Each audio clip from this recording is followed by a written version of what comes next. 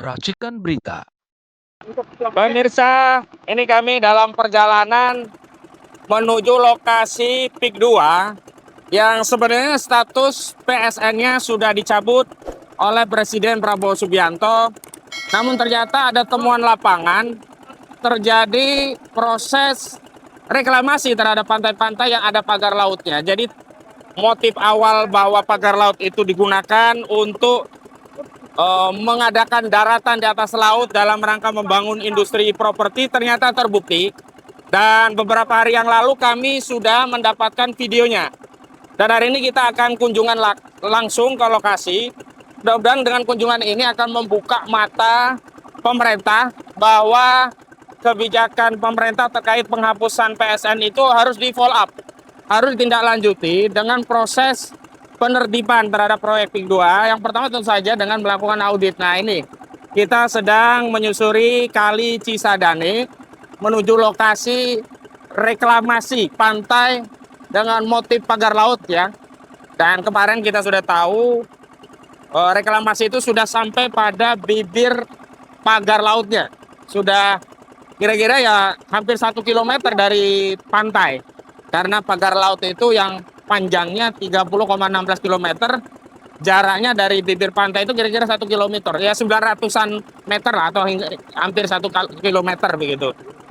Dan ini nanti kita akan buktikan. Dan bersama kami sudah ada sejumlah aktivis. Pertama di depan ada Pak Khalid Mikdar. Nah, beliau nelayan yang kita kenal pertama kali mengadvokasi masalah pagar laut, dan karena berita ini viral, ada tindakan dari pemerintah untuk menindaklanjuti keluhan para nelayan yang sebelumnya ketika mencari ikan itu mengalami kerugian karena harus memutar melewati pagar laut, sehingga bahan bakar itu menjadi lebih boros dan hasil tangkapannya berkurang. Dan oleh ORI, Ombudsman Republik Indonesia, sudah dihitung ya kerugian nelayan akibat pagar laut dari sejak Agustus 2024 sampai Januari 2025 yang lalu itu sekitar 24 miliar rupiah. Kerugian itu dihitung dari inefisiensi bahan bakar ya, lebih banyak yang menguras bahan bakar dan harus memutar dan berkurangnya tangkapan nelayan. Di samping saya juga ada tokoh dari Pemuda Pancasila, ini Bang Hambali. Beliau tokoh Pemuda Pancasila daerah Tangerang yang peduli masalah kedaulatan negara yang hari ini terjadi di wilayah Tangerang. Nah, beliau adalah putra asli Tangerang yang juga ikut dalam rombongan atau delegasi kita untuk menyisir lokasi langsung pagar laut melalui Kali Cisadane menuju pantai yang nanti kita akan ketemu lokasi reklamasinya. Dan ini beberapa unit-unit PIK 2 di pinggiran Kali Cisadane yang sudah bisa kita lihat. Ini ada sejumlah gedung-gedung, mungkin ini ruko ya, atau mungkin sejumlah kantor atau tempat niaga di area PIK 2 yang bersampingan dengan Kali Cisadane. Nah, ini adalah Kali Cisadane. Sebelah kanan saya ini masuknya Desa Tanjung Burung, Kecamatan Teluk Naga. Sebelah kiri saya ini masuk Desa Kohot, Kecamatan Pakuhaji. Jadi Kali Cisadane ini membelah dua desa dan dua kecamatan, perbatasan dua desa dan kecamatan. Di sebelah kanan saya Desa Tanjung Burung, Kecamatan Teluk Naga, dan kemudian sebelah kiri saya Desa Kohot, Kecamatan Pakuhaji.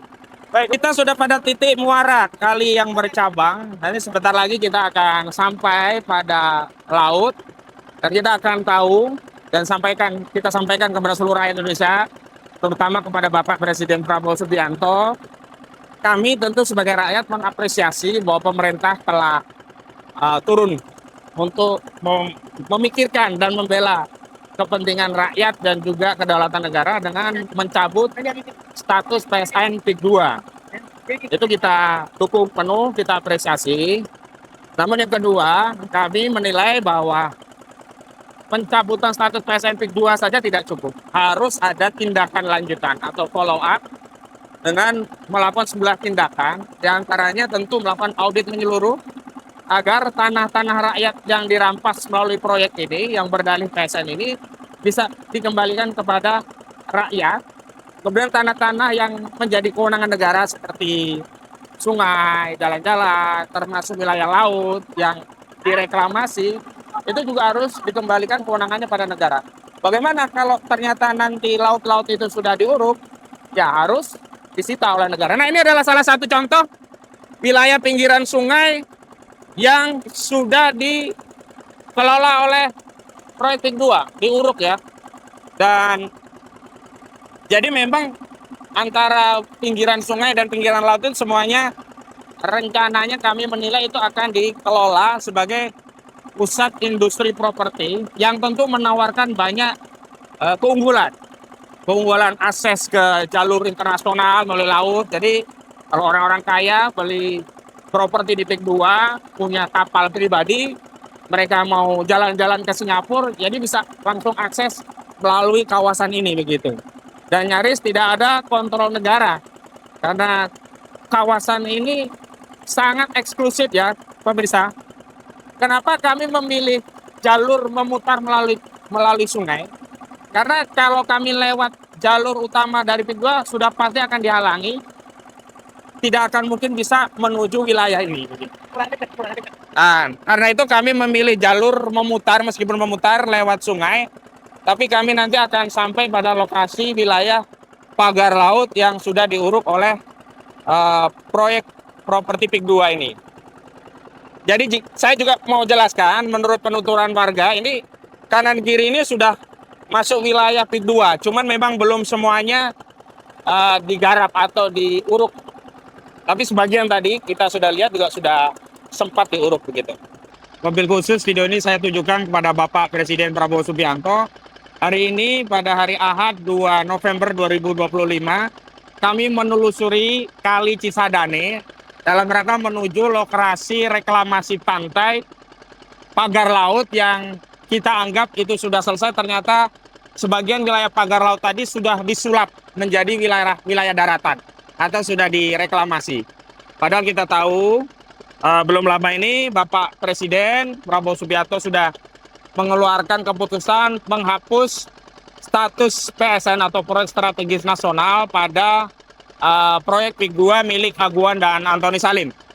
Jadi proyek ini melalui PT Pantai Indah Kapuk 2 dikuasai oleh dua entitas bisnis, yakni Salim Group milik Antoni Salim dan Agung Sedayu Group milik Sugianto Kusuma atau Aguan. Sehingga memang proyek ini milik Aguan dan Antoni Salim berdasarkan kepemilikan saham di PT PANI atau Pantai Indah Kapuk 2. Kami melihat, coba dicek ini, ternyata masih ada sisa-sisa pagar. Nah, ini pagar-pagar yang belum sepenuhnya disterilisasi ya dari wilayah laut kita. Jadi terlihat sekali banyak sekali pagar-pagar yang kita tahu motifnya itu nanti akan direklamasi menjadi wilayah daratan untuk menjadi industri properti yang dijual oleh PIK 2 begitu. Jadi kita apresiasi kebijakan penghapusan PSP 2 juga pencabutan sejumlah pagar laut. Tapi kami ingin tegaskan bahwa pagar-pagar itu masih ada sisanya. Masih banyak sekali, masih bisa dilihat. Tolong kawan-kawan itu bisa dilihat, masih banyak sekali ya pagar-pagarnya ya. Nah, masih banyak sekali. Dan saya juga ingin menegaskan bahwa bukan hanya pagar, tapi kawasan pagar itu sebagiannya sudah direklamasi. Dan kita ini hendak menuju lokasi kawasan PIK 2 yang sudah direklamasi, yang sebenarnya itu haram untuk dijadikan kawasan daratan. Karena sudah ada Perpres nomor 55 ya, tahun 2012 atau 14, nanti saya cek, yang menyatakan bahwa batas sepadan pantai itu di 100 meter ya, dari bibir pantai dihitung saat laut pasang. Jadi nggak boleh diubah menjadi daratan dalam konteks penyusunan RTRW atau rencana tata ruang dan wilayah bagi Provinsi Banten. Dan kami meyakini Provinsi Banten terlibat dalam kejahatan perampasan kedaulatan wilayah laut ini dengan apa? Memberikan legitimasi berupa rencana tata ruang dan wilayah yang memungkinkan PIK 2 membangun industri properti di wilayah bibir pantai. Nah, dengan legitimasi adanya rencana tata ruang dan wilayah itulah kemudian Arsing Kades Kohot dan kawan-kawan yang hari ini sedang disidang di Pengadilan Tipikor Pengadilan Negeri Serang yang bisa membuat dokumen palsu untuk menerbitkan SHGB di atas wilayah laut. Sebagaimana kita ketahui bahwa di Tangerang Utara ini, di wilayah lautnya, telah diterbitkan SHGB sejumlah 263 SHGB. Dan sudah diakui pula bahwa dari SKGB itu mayoritas dikuasai oleh Agung Sedayu Group melalui dua anak usahanya. Yang pertama melalui PT Intan Agung Makmur. Ini menguasai 234 SHGB, sertifikat hak guna bangunan di atas laut. Kemudian yang kedua dikuasai anak usaha Agung Sedayu Group yang lainnya, yakni PT Cahaya Inti Sentosa. Ini menguasai 20 SHGB. Sisanya ada 9 dikuasai oleh individu. Jadi kita ingin pemerintah terjun mengamankan wilayah kedaulatan laut yang hari ini terbukti telah dirampas oleh oligarki PIK 2. Jadi jangan sebatas hanya menerbitkan kebijakan penghapusan status PSN, tapi juga harus ditindaklanjuti dengan langkah konkret, yakni mengembalikan kedaulatan wilayah negara berupa wilayah laut kita yang harus kembali menjadi laut. Jangan wilayah laut diubah menjadi kawasan industri properti, termasuk tanah-tanah rakyat yang diuruk tanpa seizin pemiliknya, bahkan tidak dibayar sampai hari ini. Sebagian hanya dibayar Rp30.000 per meter, sebagian belum dibayar. Itu harus dikembalikan kepada pemiliknya. Dan transaksi itu harus dinyatakan batal demi hukum. Kenapa? Karena ada penipuan terhadap transaksi yang dulu tanah-tanah itu diklaim bagian dari PSN. Sementara hari ini PSN itu sudah dicabut statusnya oleh pemerintah. Nah, kemarin kami kunjungan ke Kalimalang, satu sungai yang ada di daerah Keruncul, begitu, itu sudah dikembalikan fungsinya. Jadi wilayah sungai sepanjang 3 km, seluas 300 meter, itu tadinya diuruk menjadi wilayah daratan dan sekarang sudah dikembalikan fungsinya. Sehingga para petambak bisa kembali menanam udang, menanam ikan karena sanitasi airnya kembali normal. Karena sebelumnya tambak-tambak mereka jadi mati karena airnya tidak mendapatkan sanitasi arus air yang baik dari kali yang sebelumnya menjadi pensuplai perairan irigasi dari tambak-tambak mereka. Wilayah laut yang kita anggap sudah selesai dengan dicabutnya pagar laut ternyata sudah direklamasi sampai batas pagar laut. Dan hari ini semestinya kami mau langsung bersandar ke lokasi daratan tersebut. Tapi kami tadi rapat berunding rasanya sulit karena banyak pengamanan dari mereka dan kami khawatir keselamatan kami. Alih-alih kami bisa menyampaikan informasi lebih detail, justru kami nanti yang berbahaya. Jadi kami memutuskan untuk membuat video dan kami pastikan menurut keterangan dari warga sekitar inilah lokasi yang videonya viral, sudah jadi daratan, pagar-pagar itu sudah diuruk, itu ada biku-bikunya. Ini kawasan PIK 2. Yang ingin saya tegaskan yang pertama, bahwa sebenarnya wilayah yang diuruk itu sudah mencapai ratusan meter. Atau lebih tepatnya kalau menurut pagar laut rata-rata itu ada sekitar 900 meter atau 1 kilometer dari bibir pantai. Padahal menurut Perpres nomor 55 tahun 2016 tentang garis sepadan laut, itu minimal ya wilayah laut itu harus steril ya. Dihitung 100 meter sejak air pasang dari bibir pantai. Itu nggak boleh ada bangunan. Karena itu kami meyakini Pemprov dari Banten ini ya terlibat. Kenapa? Karena semestinya tidak bisa dikeluarkan rencana tata ruang dan wilayah di daerah sepadan dari laut. Karena itu harus steril dari kepemilikan swasta atau korporasi ya. Itu harus wilayahnya menjadi kewenangan negara. Dan kami tadi juga sudah melihat di bibir sungai ya, di garis sempadan sungai juga agak mepet karena perlu dicek lagi. Kenapa? Karena ada juga garis sempadan sungai yang itu harus steril demi menjaga ekosistem sungai, menjaga dari khawatir bencana abrasi dan yang lainnya juga harus steril daripada bangunan-bangunan permanen. Dan tadi ada bangunan dari PIK 2. Dan yang ingin saya tegaskan adalah bahwa hari ini Presiden tidak cukup hanya mengeluarkan keputusan menghapus status PSN PIK 2, tapi harus menindaklanjuti dengan melakukan audit menyeluruh. Ini diantaranya audit lahan. Berapa wilayah tanah rakyat yang sudah dirampas oleh PIK 2, berapa wilayah tanah yang menjadi kewenangan negara yang sudah dirampas oleh PIK 2, dan buktinya kami sudah ada di lokasi yang videonya viral. Ini kira-kira 100 meter. Sekali lagi ya, kami khawatir. Terus terang khawatir mendekat karena khawatir kami diusir atau bahkan keselamatan kami nanti tidak terjamin kalau ada di wilayah yang konon itu diakui sebagai wilayah kedaulatannya Aguan. Jadi orang-orang nggak bisa masuk kecuali atas izin PIK 2. Padahal dalam negara Republik Indonesia, sepanjang itu wilayah kedaulatan Indonesia, seluruh rakyat Indonesia bisa bebas masuk dan keluar wilayah yang itu menjadi kedaulatan wilayah Indonesia. Dan saya ingatkan sekali lagi kepada pemerintah, Pak Prabowo, TNI kita, kalau kita mengenal zona ekonomi eksklusif yang itu 200 mil di bibir pantai, ini bukan 200 mil, bahkan di pantainya, di lautnya sudah diambil oleh oligarki PIK 2. Kita capek-capek melindungi negara ini, kedaulatannya dari serangan musuh, ternyata negara ini digerogoti dari dalam. Dan ini yang tidak kami inginkan. Karena itu harus ada tindak lanjut, audit berupa audit lahan, audit tentang tata pelaksanaan atau audit kinerja dari PIK 2, terutama audit hukum. Karena kami yakini banyak backing-backingan, baik dari institusi polisi, oknum-oknumnya juga dari kejaksaan. Nah, kami ingatkan kepada Jaksa Agung agar mengawasi kinerja Reda Mantovani. Karena kami lihat dia lebih sibuk melayani PIK 2, hadir dalam penyaluran CSR PIK 2, padahal tugas-tugas intelijen dia kan jampis jagung muda bidang intelijen. Semestinya dia harus mengumpulkan informasi intelijen tentang wilayah ini, mana saja yang sudah diambil kewenangannya dari negara menjadi milik swasta. Kenapa?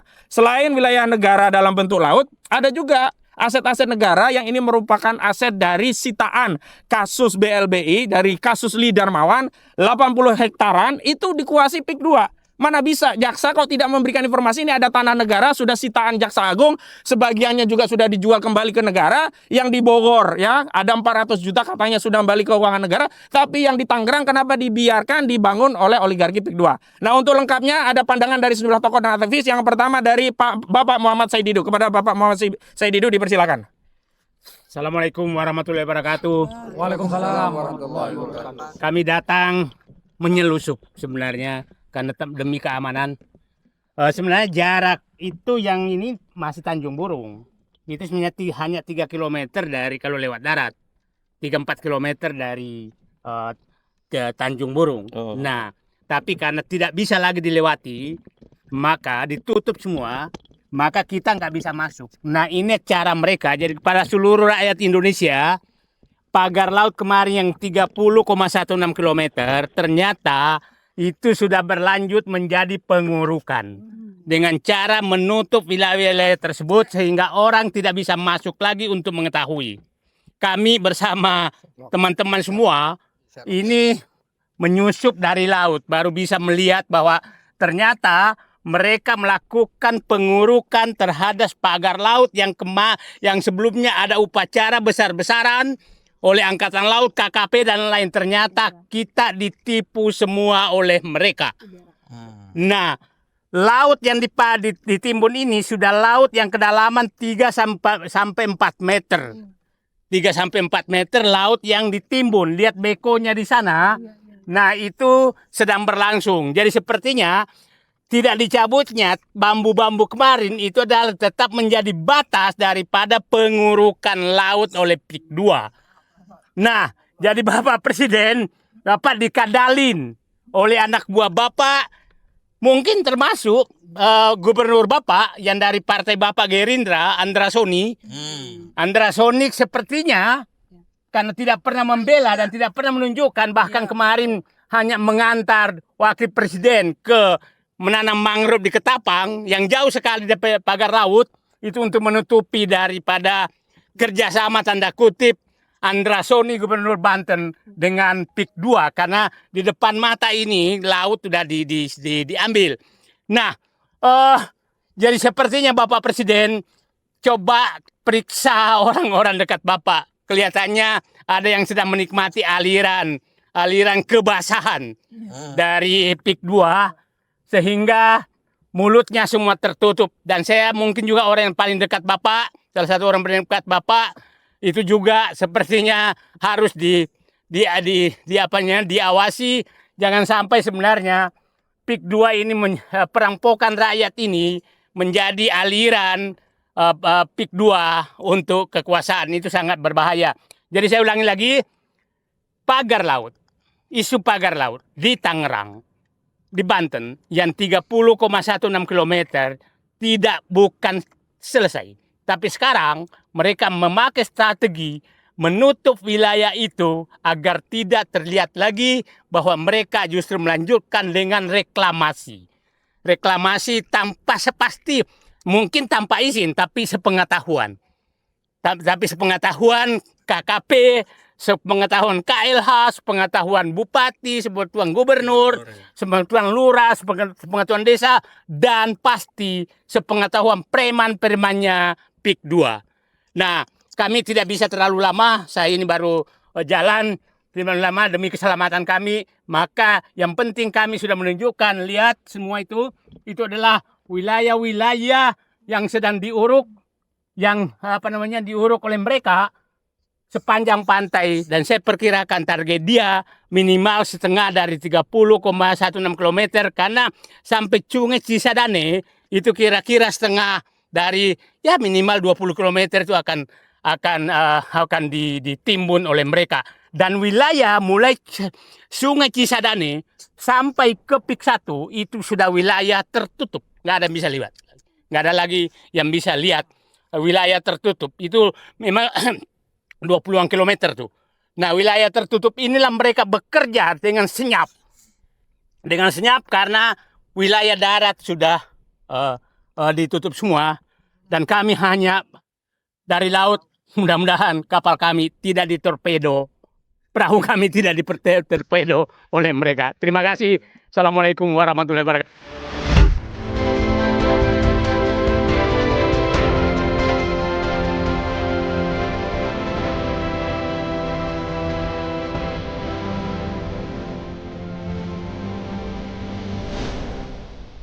Racikan berita